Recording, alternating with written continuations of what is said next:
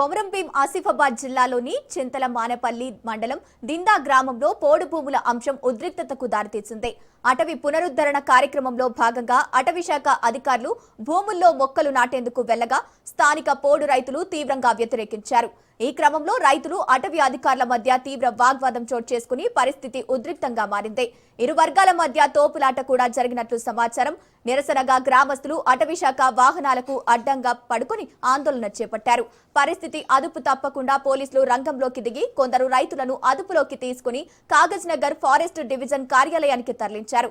మరోవైపు దిందా గ్రామ పరిధిలో 1600 ఎకరాల అటవీ భూమిలో 800 ఎకరాలను రైతుల సాగు కోసం కేటాయించామని అటవీ శాఖ అధికారులు అప్పయ్య తెలిపారు. అటవీ భూముల్లో అక్రమ సాగు చేస్తే కఠిన చర్యలు తీసుకుంటామని హెచ్చరించారు.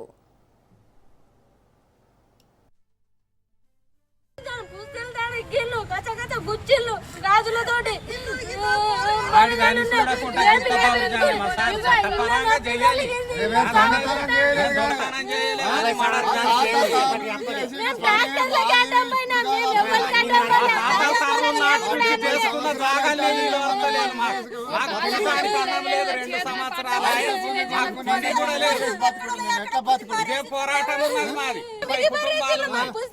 400 కుటుంబాల గ్రామాలు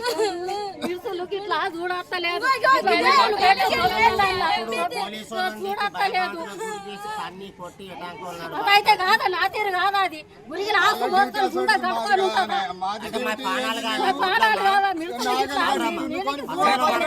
లేదు. మా 40-50 సంవత్సరాలు అయితే కాదా నా తీరు కాదా అది గురికి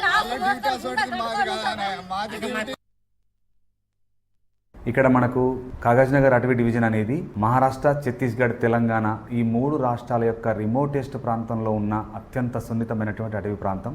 ఈ ప్రాంతంలో పులులు మరియు ఇతర వన్యప్రాణులన్నీ కూడా చాలా మెండుగా ఉన్నాయి. ఇక్కడ పెనుగంగా, వైన్గంగా, వార్ధ, ప్రాణహిత నదుల యొక్క అనే జీవనదుల రూపంలో ఉండడం వల్ల ఇక్కడ వన్యప్రాణి సంపద చాలా ఎక్కువగా ఉన్నది. కాకపోతే ఇక్కడ 31% అడవులు ఆక్రమించబడ్డాయి. ఆక్రమణ ఉండడం వల్ల అడవికి మధ్యలో ఉండే లింకేజీ తెగిపోయి నిత్యం అడవుల్లోంచి జంతువులు మానవాసాల్లోకి వచ్చి మనిషికి జంతువుకు మధ్య సంఘర్షణ జరుగుతున్నది.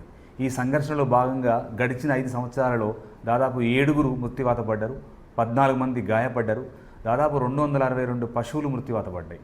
ఇదంతా ఎందుకు జరుగుతున్నదంటే అటవీ ఆవాసాలను ఆక్రమించడం వల్ల. So national tiger conservation authority రూల్స్కు అనుగుణంగా ఎక్కడైతే బాటిల్ నెక్స్ ఉన్నాయో, ఒక అటవికి ఇంకొక అటవికి మధ్య ఏదైతే తెగిపోయిన లింక్స్ ఉన్నాయో ఆ లింక్ను కలిపే ప్రయత్నంలో భాగంగా ఆక్రమించబడ్డ అడవులను అటవీ శాఖ పునరుద్ధరిస్తున్నది. అందులో భాగంగానే ఎట్ ద సేమ్ టైం ఆదివాసుల యొక్క జీవితాలకు కూడా అన్యాయం జరగకుండా వాళ్ళ యొక్క బాగోగులు చూసుకుంటూనే అటవీ ఆవాసాలను రిస్టోర్ చేయడానికి అటవీ శాఖ ముందుకు సాగుతున్నది. అందులో భాగంగానే ఈరోజు కర్జలిలో అటవీ శాఖ చేపడుతున్న పనులను కొంతమంది రైతులు అడ్డుకోవడం వల్ల వారిని అదుపులోకి తీసుకొని వారికి కౌన్సిలింగ్ నిర్వహించడం జరుగుతుంది.